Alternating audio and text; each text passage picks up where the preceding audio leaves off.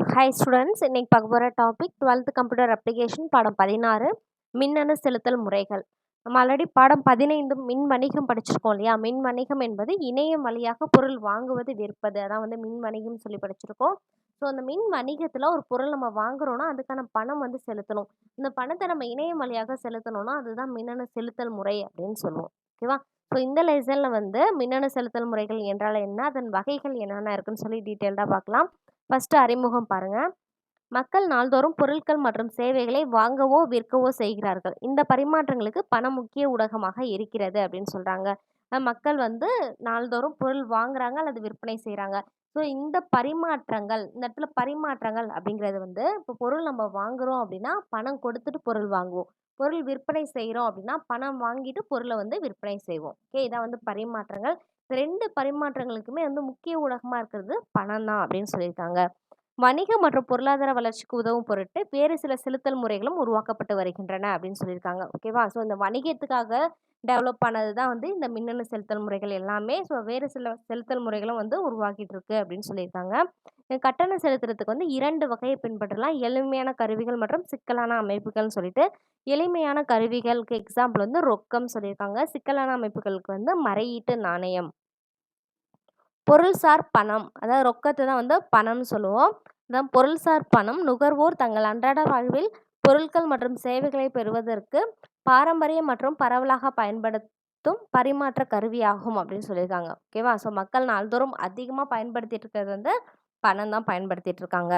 பரிவர்த்தனைகளின் மதிப்பு விரிவடையும் போது பரிமாற்றத்திற்கு தேவையான பணத்தின் அளவும் அதிகரிக்கின்றது. பெரிய பரிவர்த்தனைகள் ஒவ்வொன்றிற்கும் ரொக்கத்தை பயன்படுத்துவது சாத்தியமல்ல அப்படின்னு சொல்கிறாங்க. ஓகேவா? அந்த பரிவர்த்தனைகள்ன்றது அந்த டிரான்சாக்ஷன் தான். ஓகே, அந்த டிரான்சாக்ஷனோட மதிப்பு அதிகமாக ஆக பரிமாற்றத்திற்கு தேவையான பணத்தின் அளவும் வந்து அதிகமாகிட்டு தான் இருக்கும். பெரிய பரிவர்த்தனைகளில் வந்து ரொக்கத்தை பயன்படுத்துவது சாத்தியமல்ல அப்படின்னு சொல்கிறாங்க. ஓகே, ஸோ இப்போ வந்து நீங்கள் பணம் கையில் எடுத்துகிட்டு போகிறது வந்து ஒரு 1,00,000 2,00,000 அந்த அளவுக்கு எடுத்துகிட்டு போகிறீங்கன்னு வச்சுக்கோங்களேன். இதுவே இன்னும் அதிகமாக ஒரு 5,00,000 10,00,000 அப்படிங்கக்குள்ள அது வந்து ரொம்ப பெரிய அளவான பணம் இல்லையா? ஸோ அந்த அந்த டிரான்சாக்ஷனுக்கு எல்லாமே வந்து நம்ம ரொக்கத்தை கொடுக்கறது சாத்தியம் இல்லை அப்படின்னு சொல்லியிருக்காங்க. மேலும் பெரிய அளவிலான பண பரிமாற்றங்கள் நடைபெறும் சந்தர்ப்பங்களில் பாதுகாப்பு மற்றும் போக்குவரத்து சிக்கல்கள் எழுகின்றன அப்படின்னு சொல்லியிருக்காங்க. ஓகே, நம்ம அதிக அளவு டிரான்சாக்ஷன் பண்ணுறோம், பணம் மூலயமா பரிவர்த்தனைகள் நடக்குது அப்படின்னா அந்த இதில் பாதுகாப்பு குறைவாக தான் இருக்கும் அப்படின்னு சொல்லியிருக்காங்க. இது போன்ற சந்தர்ப்பங்களில் ரொக்கமில்லாத பிற பணம் செலுத்தும் முறைகளை வழங்குவதன் மூலம் வங்கிகள் உதவுகின்றன அப்படின்னு சொல்லியிருக்காங்க. ஓகே, ஸோ அதுப்போ பெரிய அளவில் டிரான்சாக்ஷன் பண்ணுறதுக்கு எல்லாமே வந்து வங்கிகள் வந்து பயன்படுத்துகிறாங்க. அதாவது வங்கிகளில் வந்து ரொக்கமில்லா பணம் செலுத்தும் முறையை வங்கிகள் வந்து கொடுக்குறாங்க. ரொக்கமில்லா சமூகம் நீண்ட காலமாக விவாதிக்கப்பட்டு வருகின்ற போதும் பணம் மற்றும் காசோலைகளின் நீக்கம் உடனடியாக நிகழாது. பழைய வழக்கங்கள் எளிதில் மாறுவதில்லை என்றாலும் மாற்றங்களை ஏற்க மக்கள் தயங்குவதில்லை அப்படின்னு சொல்லியிருக்காங்க. ஓகே, ஸோ அதாவது இந்த பணம் ரொக்கமில்லா சமூகம் அப்படிங்கிறது வந்து நம்ம எந்த இடத்துக்கு போனாலும் பணம் எடுத்துகிட்டு போகணுன்ற அவசியம் கிடையாது. ஜஸ்ட் வந்து கார்டு எடுத்துகிட்டு போனாவே போதும். ஓகே, ஃபாரின்ல நிறைய கண்ட்ரீஸில் அந்த மாதிரிலாம் பயன்படுத்திட்டு தான் இருக்காங்க. ஓகேவா? அமௌண்ட் யாருமே எடுத்துகிட்டு போகிறதில்ல. எல்லாத்துக்குமே ஒரு ஒரு கார்டு வச்சுருப்பாங்க. இன்கேஸ் அவங்க எந்த ஸ்டோருக்கு போகிறாங்களோ இல்லை வந்து எந்த பிளேஸ்க்கு அவங்க போனாலும் எல்லா இடத்துலையுமே கார்டை தான் யூஸ் பண்ணுவாங்க. ஓகே, அதுதான் வந்து ரொக்கமில்லா சமூகம் அப்படின்னு சொல்லுவோம். ஓகே, அந்த மாதிரி வந்து இன்னும் டெவலப் ஆகல. இன்னும் வந்து பணம் செலுத்தும் முறை வந்து தொடர்ந்துட்டு தான் இருக்குது. அது உடனடியாக மாற்ற முடியாது அப்படின்னும் சொல்லியிருக்காங்க.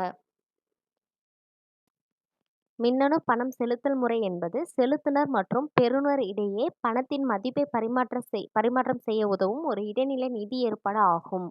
இது இம்பார்ட்டன்ட் 2 மார்க்ஸ் மார்க் பண்ணிக்கோங்க. மின்னணு பணம் செலுத்தல் முறை என்றால் என்ன அப்படின்னு சொல்லி 2 மார்க்ஸில் கேட்பாங்க. மின்னணு பணம் செலுத்தல் முறை என்பது செலுத்துனருங்கிறவங்க பொருள் வாங்கிட்டு பணம் கொடுக்குறாங்க இல்லையா, அவங்க தான் வந்து செலுத்துனர். அந்த பணத்தை வாங்கிக்கிறவங்க வந்து பெறுநர் அப்படின்னு சொல்லுவோம். ஓகே, இவர்களுக்கு இடையே நடக்கக்கூடிய அந்த பரிமாற்றத்துக்கு உதவும் ஒரு இடைநிலை நிதி ஏற்பாடு, அதுதான் மின்னணு பணம் செலுத்தல் முறை அப்படின்னு சொல்றாங்க. இப்போ வந்து பொருள் வாங்கிட்டு பணம் செலுத்துறாங்க அப்படின்னா அவங்க ஒரு அமைப்பை பயன்படுத்தி தான் செலுத்தணும் இல்லையா? ஸோ அதுதான் வந்து மின்னணு பணம் செலுத்தல் முறை அப்படின்னு சொல்றாங்க. சில நேரங்களில் இது liquidation clearing system or clearing service என்றும் அழைக்கப்படுகிறது அப்படின்னு சொல்லியிருக்காங்க. ஓகே, ஸோ இந்த மின்னணு பணம் செலுத்தல் முறையை liquidation clearing system or clearing service அப்படின்னும் சொல்லலாம். பொருளாதாரத்திலையும் இந்த மின்னணு பணம் செலுத்தல் முறை வந்து அதிக அளவில் பயன்படுத்திட்டு இருக்காங்க. நவீன கட்டண முறைகள் வந்து இயல்நிலை அல்லது மின்னணு வடிவில் இருக்கலாம் அப்படின்னு சொல்லியிருக்காங்க. நம்ம கட்டணம் செலுத்துற முறை வந்து இயல்நிலையாவும் இருக்கு, மின்னணு வடிவிலும் இருக்கு. இயல்நிலை அப்படிங்கிறது வந்து இப்போ கேஷ் ஆன் டெலிவரிக்கு எக்ஸாம்பிள் எடுத்துக்கலாம். ஓகேவா? அப்போ வந்து நம்ம ஆன்லைன்ல வந்து ஒரு பொருள் ஆர்டர் பண்ணியிருக்கோம் அப்படின்னா, பொருள் வாங்கிட்டு பணம் செலுத்துறது. அதுதான் வந்து இயல்நிலை அப்படின்னு சொல்லுவோம். ஆன்லைன்லேயே நம்ம பேமெண்ட் பண்ணிட்டோம் அப்படின்னா, அது வந்து மின்னணு வடிவு அப்படின்னு சொல்லலாம். மேலும் ஒவ்வொன்றுக்கும் அதன் சொந்த நடைமுறைகள் மற்றும் நெறிமுறைகள் உள்ளன அப்படின்னு சொல்லியிருக்காங்க. ஓகே. ஸோ அது இயல்நிலையா இருந்தாலும், மின்னணு வடிவா இருந்தாலும், அந்தந்த அமைப்புக்கும் வந்து தனித்தனியான நடைமுறைகள், நெறிமுறைகள் இருக்கு அப்படின்னு சொல்லியிருக்காங்க. ஓகே. இப்போ கூகுள் பேவா இருக்கட்டும், இல்ல பேடிஎம்மா இருக்கட்டும், ஃபோன்பேவா இருக்கட்டும், இதெல்லாம் வந்து நம்ம மொபைல்ல யூஸ் பண்ணக்கூடிய ஆப் இல்லையா? ஸோ ஒரு ஒரு ஆப்புக்கும் வந்து தனித்தனியான நெறிமுறைகள் எல்லாமே இருக்கும். அவங்கவங்களுக்கான அந்த ப்ரொசீஜர தான் ஃபாலோ பண்ணுவாங்க. நெக்ஸ்ட்டு மின்னணு செலுத்தல் என்பது வங்கி ஊழியர்களின் நேரடி தலையீடு இல்லாமல் மின்னணு முறைகளை பயன்படுத்தி ஒரு வங்கி கணக்கிலிருந்து மற்றொரு வங்கி கணக்கிற்கு பணம் செலுத்தும் வழிமுறை ஆகும் அப்படின்னு சொல்லியிருக்காங்க. ஓகே. ஸோ நம்ம பணம் இதுக்கு முன்னாடிலாம் இந்த செலுத்தல் முறைலாம் இல்லாததுக்கு முன்னாடி வந்து நம்ம பணம் எடுக்கணும், இல்லை டிரான்சாக்ஷன் பண்ணணும் அப்படின்னா நம்ம பேங்க்குக்கு தான் போவோம் இல்லையா? ஸோ இப்போ வந்து நம்ம வங்கி ஊழியர்களோட கவனம் இல்லாமையே, ஓகே, அவங்களோட தலையீடு இல்லாமையே பணத்தை வந்து நம்மளோட அக்கௌண்ட்லேருந்து வேற ஒரு அக்கௌண்ட்டுக்கு டிரான்சாக்ஷன் பண்ண முடியும் இல்லையா? ஸோ இதுதான் வந்து மின்னணு செலுத்துதல் அப்படின்னு சொல்கிறாங்க. அதாவது மின்னணு செலுத்துதல்லாம் வங்கி ஊழியர்களோட தலையீடு இல்லாமல் ஒரு வங்கி கணக்கிலிருந்து வேற ஒரு வங்கி கணக்குக்கு டிரான்சாக்ஷன் பண்ணலாம், பரிமாற்றம் வந்து செஞ்சுக்கலாம் அப்படின்னு சொல்லியிருக்காங்க. ஒரு நிறுவனத்தின் நிதி நடவடிக்கைகளின் முக்கிய பகுதியாக பணம் செலுத்தல் முறை உள்ளது. ஆனால் வெவ்வேறு கட்டண அமைப்புகளை பயன்படுத்தும் போது அது சிக்கலானதாக மாறுகிறது அப்படின்னு சொல்லியிருக்காங்க. இதுக்கான எக்ஸாம்பிள் பாருங்கள். பேடிஎம், யூபிஐ, பிட்காயின் மற்றும் கைபேசி வழி செலுத்துதல் போன்ற புதிய பணம் செலுத்துதல் முறைகளை தொடர்ச்சியாக அறிமுகப்படுத்தும் போது மேலும் பல சவால்கள் உருவாகின்றன அப்படின்னு சொல்லியிருக்காங்க. ஓகே. இப்போ நம்ம வந்து இந்த டிரான்சாக்ஷனுக்கு நிறைய ஆப் வந்து வந்துட்டே தான் இருக்கு இல்லையா? ஸோ நிறைய ஆப் வந்து உருவாக அதுக்கான சவால்கள் வந்து நிறையா பெருகிட்டு இருக்கு அப்படின்னு சொல்கிறாங்க. இதன் விளைவாக உலகம் முழுவதும் 750க்கும் மேற்பட்ட கட்டண அமைப்புகள் உள்ளன அப்படின்னு சொல்லியிருக்காங்க. ஓகே. ஸோ நமக்கு தெரிஞ்சது ஒரு 5, 6 அந்தளவு தெரியும். ஸோ உலகம் ஃபுல்லாக வந்து 750க்கு மேற்பட்ட கட்டண அமைப்புகள் வந்து இருக்குது அப்படின்னு சொல்லியிருக்காங்க. ஸோ மின்னணு செலுத்தல் முறைகளுக்கான அந்த எக்ஸாம்பிள் பிக்சர் கொடுத்துருக்காங்க, பார்த்துக்கோங்க. நெக்ஸ்ட்டு மின்னணு செலுத்தல் முறைகளின் வகைப்பாடு. மின்னணு செலுத்தல் முறைகள்லாம் என்னென்னு பார்த்துருக்கோம். அதோட வகைப்பாடுகள் என்னென்ன இருக்குன்னு சொல்லி பார்க்கலாம். இணைய தொழில்நுட்பங்களின் முன்னேற்றங்களுடன் பல மின்னணு பணம் செலுத்தும் தொழில்நுட்பங்கள் உருவாக்கப்பட்டுள்ளன. அதை இணையத்தை பயன்படுத்தி பல மின்னணு செலுத்தல் முறைகள் வந்து உருவாகியிருக்கு. பண மதிப்பின் அளவை அடிப்படையாக கொண்டும் பரிவர்த்தனைகளின் செயலாக்க நேரம், செயலாக்க தேவைகள், பாதுகாப்பு சிக்கல்கள் மற்றும் பயன்பாட்டினை அடிப்படையாக கொண்டும் மின்னணு பணம் செலுத்துதல் முறைகள் பொதுவாக 2 வகைகளாக பிரிக்கலாம் அப்படின்னு சொல்லி கொடுத்துருக்காங்க. பண மதிப்பின் அளவு அப்படிங்கிறது நம்ம எவ்வளோ பணம் டிரான்சாக்ஷன் செய்ய முடியும். ஓகே. அதான் வந்து பண மதிப்பின் அளவுன்னு சொல்லுவோம். நெக்ஸ்ட்டு பரிவர்த்தனைகளின் செயலாக்க நேரம். டிரான்சாக்ஷன் தான் வந்து தமிழில் பரிவர்த்தனைகள் அப்படின்னு சொல்லுவோம். ஓகே. அந்த டிரான்சாக்ஷன் செய்கிறதுக்கான நேரம் எவ்வளோ எடுத்துக்குது. இப்போ நம்ம ரூ. 1000 டிரான்சாக்ஷன் செய்கிறோன்னா அதுக்கான நேரம் எவ்வளோ, ரூ. 10,000 நம்ம டிரான்சாக்ஷன் பண்ணுறோன்னா அதுக்கான நேரம் எவ்வளோ. ஓகே. அந்த டைமு. நெக்ஸ்ட்டு செயலாக்க தேவைகள், அந்த ப்ராசஸ் பண்ணுறதுக்கான தேவைகள். நெக்ஸ்ட்டு வந்து பாதுகாப்பு சிக்கல்கள். நம்ம டிரான்சாக்ஷன் பண்ணக்குள்ள பாதுகாப்பாக இருக்கா. ஓகே. இதன் அடிப்படையில் தான் 2 வகையாக பிரிச்சிருக்காங்க.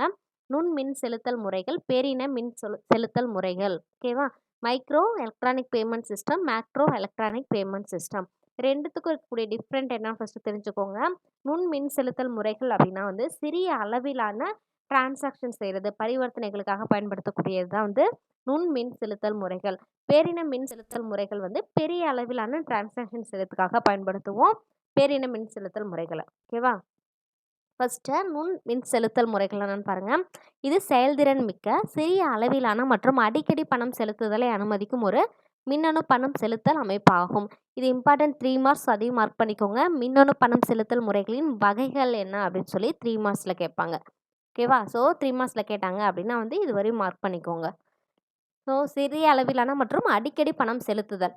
இதுக்காக பயன்படுத்தக்கூடியது தான் நுண் மின் செலுத்தல் முறைகள் அப்படின்னு சொல்லுவோம்.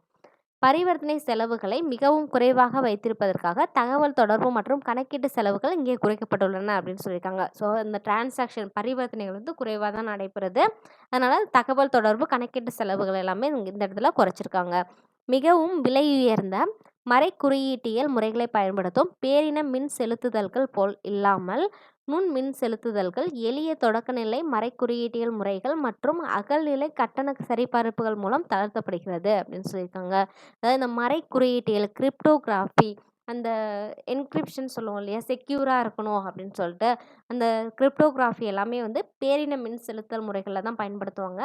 ஸோ இது குறைவாக தான் நம்ம டிரான்சாக்ஷன் செய்கிறோம் அப்படிங்கிறதால இதில் அந்த பெரிய அளவிலான அந்த கிரிப்டோகிராஃபியை பயன்படுத்துறது இல்லை, மறைக்குறியீட்டெல்லாம் பயன்படுத்துறது இல்லை அப்படின்னு சொல்கிறாங்க.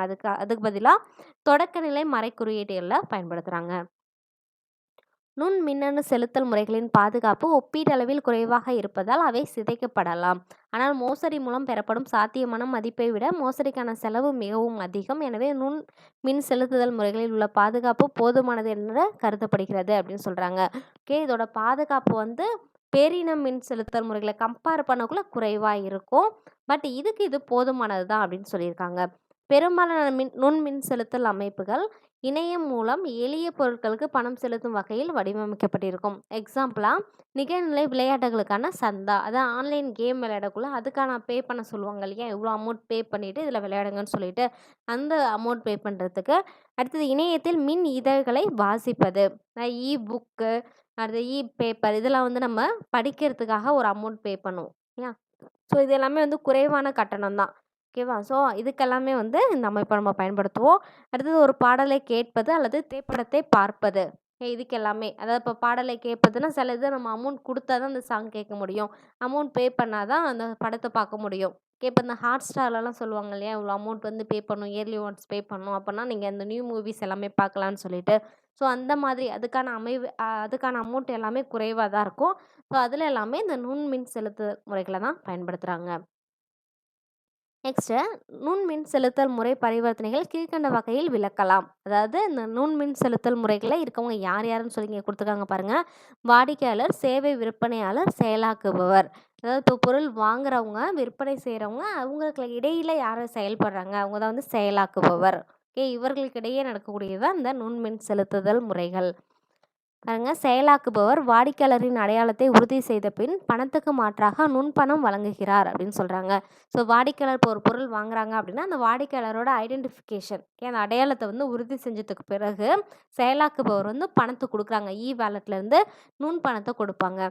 வாடிக்கையாளர் நிகழ்நிலை சேவை வழங்குனரிடம் நுண் நுண் கட்டணங்களை செலுத்தி விரும்பிய பொருட்கள் அல்லது சேவைகளை அவர்களிடமிருந்து பெறுகிறார் அப்படின்னு சொல்கிறாங்க. அந்த இ வேலெட்டில் இருக்கக்கூடிய அமௌண்ட்டை பயன்படுத்தி வாடிக்கையாளர் வந்து பொருள் வாங்கிக்கிறாங்க.